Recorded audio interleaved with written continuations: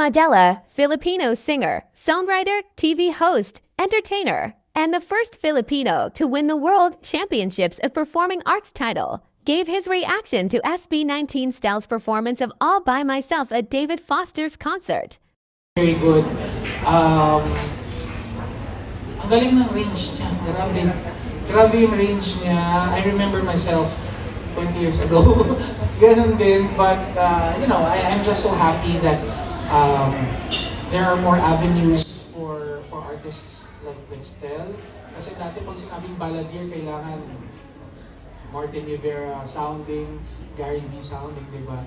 And now, we have a lot of, nagiging diverse na yung sound ng balladeer ngayon. So, and I watched his performance at the David Foster concert. Ang galing. I watched his performance I think he guested in Eric Santos' concert in the US.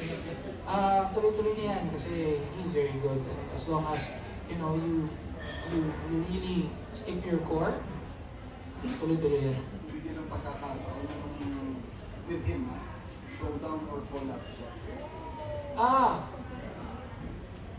Collab na lang. Wala nang showdown. Ito kasi, it's just so funny kasi, we have this tendency of pitting artists against each other na, sinong mas magaling, sinong mas mataas boses, sinong mas pogi, sinong mas payat.